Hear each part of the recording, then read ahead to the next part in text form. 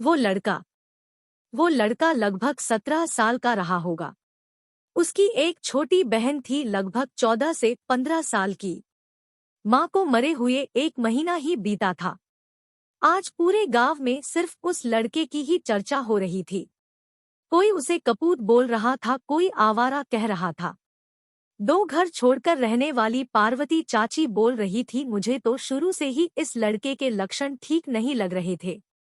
पता था एक न एक दिन जरूर कोई कांड करेगा, और देखो आज कर ही दिया कांड। चौराहे के पास वाले घर में रहने वाला चंद्र प्रकाश कह रहा था, साले कपूत ने अपने ही बाप को मार डाला। क्या इसी दिन के लिए जन्म दिया था इसकी अम्मा ने? आज इसकी अम्मा जिंदा होती तो फांसी लगा लेती। ये सब देखकर घोर कलयुग है भैया, आजकल बेटा भी बाप का सगा नहीं होता। सभी कुछ न कुछ बोल रहे थे, सिवाय उसके घर के बगल में रहने वाली विमला मौसी के। वह आंखों में आंसू लिए चुपचाप उस लड़के की रोती बिलखती डरी हुई बहन को सीने से चिपका कर संभालने की कोशिश कर रही थी। ऐसा लग रहा था जैसे कि उन्हें किसी गहरे राज की बात पता है। उस लड़के ने अपने ही पिता की हत्या कर दी थी और खुद ही पुलिस थाने चला गया था। पुलिस थाने में थानेदार ने उस लड़के की ओर सवालिया नजरों से देखते हुए कहा, तो तुम यह कह रहे हो कि तुमने खुद ही अपने पिता की हत्या कर दी है? लड़के ने हाँ में सिर हिलाया।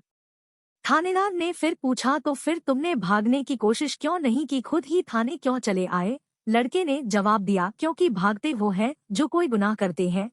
मैंने अपने बाप को मारकर कोई गुनाह नहीं किया है। थानेदार ने पास खड़े कांस्टेबल की तरफ देखकर कहा, ये आजकल के लौंडे बहुत बिगड़ गए हैं, खुद को हीरो समझते हैं।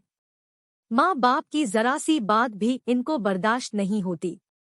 फिर लड़के की ओर देखकर कहा, नशे वशे की लत तो नहीं है तुमको? बाप ने पैसे देने से मना कर दिया होगा और तुमने गुस्से में आकर उनकी हत्या कर दी होगी। लड़के ने जवाब दिया, नहीं सर, ऐसा कुछ नहीं है। थानेदार ने थोड़ा झल्लाते हुए पूछा, तो फिर ऐसी कौन सी मुसीबत आन पड़ी थी जो तुम्हें अपने बाप की हत्या करनी पड़ी?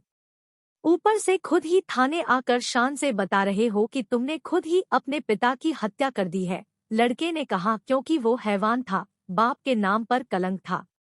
मुझे उसे मारने का कोई अफसोस नहीं है, बल्कि अफसोस तो इस बात का है कि वो मेरा बाप था।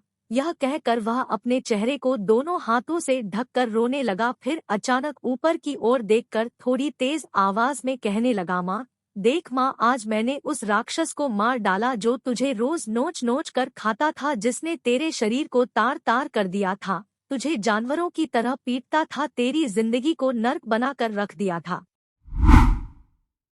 उसे तेरे कमजोर शरीर और बिगड़ती तबीयत से भी कोई लेना देना नहीं था। उस जानवर को सिर्फ तेरे शरीर को नोचने से मतलब था। तूने कभी उसकी शिकायत नहीं की, लेकिन रो रो कर सूजी हुई तेरी आंखें और तेरे शरीर पर पड़े हुए निशान सब कुछ कह देते थे माँ। मैं अब कोई बच्चा नहीं था जो मुझे कुछ समझ नहीं आता। मुझे सब समझ आता था माँ, लेकिन मैं तेरी खातिर चुप रहता था क्योंकि वो तेरा पति था और तू उसे परमेश्वर मानती रही। पर पता है माँ, तेरे उस परमेश्वर ने आज सारी सीमाएं लांघ दी। आज उसने अपने गंदे हाथों से मेरी बहन यानी खुद की बेटी को ही छूने की कोशिश की। अगर मैं वहां समय पर नहीं पहुंचता तो अनर्थ हो जाता माँ। इसलिए मैंने उस राक्षस को मार डाला माँ, मार डाला। बोलते बोलते वह लड़का फूट फूट कर रोने लगा। थानेदार अब सब कुछ समझ चुका था। उसने लड़के के कंधे पर हाथ रखकर उसे सांत्वना देने की कोशिश की और कांस्टेबल से उसके लिए एक गिलास पानी मंगवाया और फिर चुपचाप रिपोर्ट तैयार करने में जुट गया। लड़के के घर के बाहर आंगन में उसके पिता की डेड बॉडी पड़ी मिली।